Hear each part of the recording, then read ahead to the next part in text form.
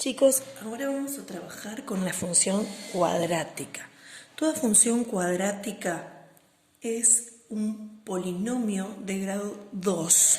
Recuerden que para un polinomio sea de grado 2, la x debía estar elevado al cuadrado.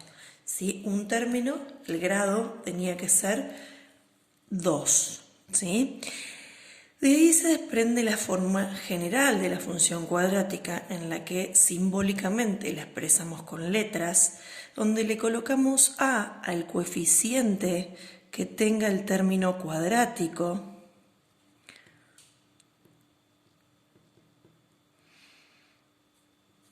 a b lo llamamos al término lineal, o el término donde la x tiene grado 1, que yo no lo tenemos en la fórmula porque recuerden el exponente 1 no es necesario escribirlo, y un término independiente que lo llamamos c.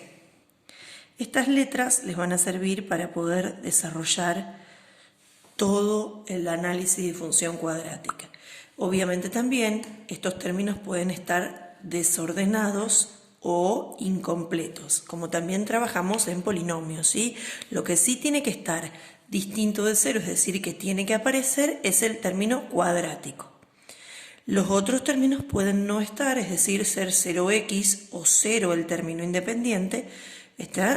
Esos sí pueden ser 0 o no estar, porque puede estar incompleto el polinomio o también puede estar desordenado. Pero sí o sí el grado del polinomio tiene que ser grado 2. Bueno, cuando nosotros una función cuadrática la queremos graficar, la gráfica siempre su gráfica va a ser una parábola. ¿Qué quiere decir la parábola? Es este tipo de gráfico, ¿sí? La parábola tiene sus ramas hacia arriba o sus ramas hacia abajo. Eso va a depender del término cuadrático, del coeficiente principal de la función cuadrática.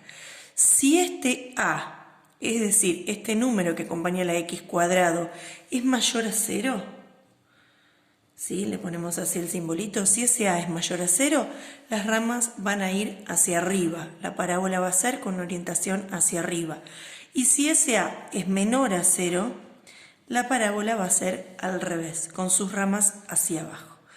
Antes de analizar más cosas o cómo graficar o cómo averiguar ciertos datos, vamos a ver que toda parábola tiene ciertos elementos que nos pueden servir para graficar o para ver una situación o más una resolución de un problema. ¿Cuáles son esos elementos que tiene una parábola? Como los tienen quizás muchas funciones, son las raíces. En este caso, esta es una raíz y esta es otra raíz. Las raíces son los lugares en donde la gráfica corta al eje X, ¿sí?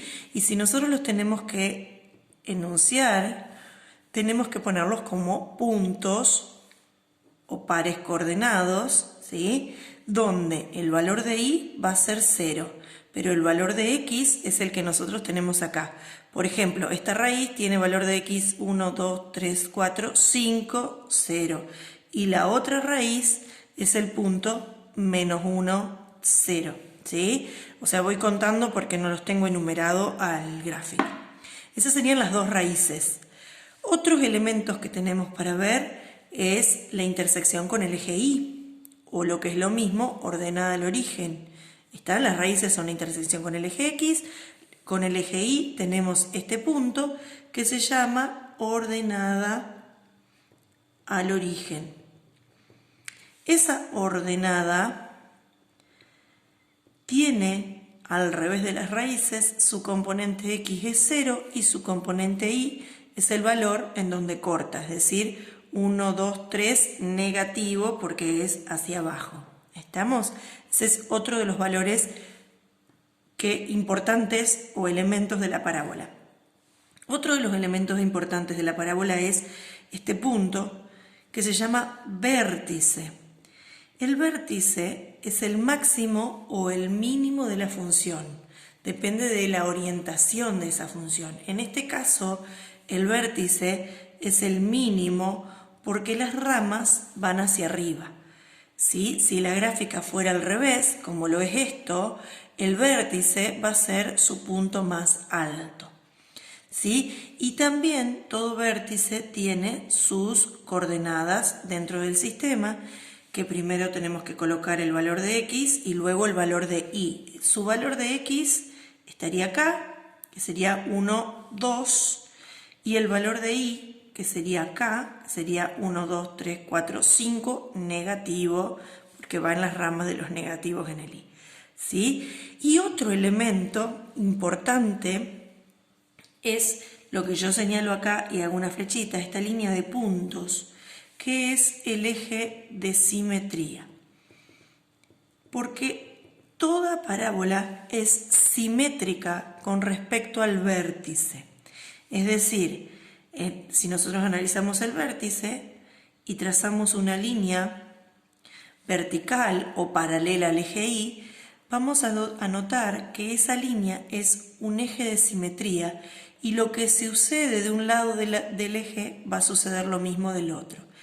Es como si nosotros tuviéramos un espejo, ¿sí? O si doblaríamos la hoja justo en el eje de simetría, de un lado y del otro coincide, ¿sí? Se espejan de un lado y del otro. Ese eje de simetría también se lo simboliza con una ecuación que es x igual, y ahí tengo que ver el valor del vértice, este valor, el valor x del vértice, es decir, el x del vértice es 2, ese es nuestro eje de simetría.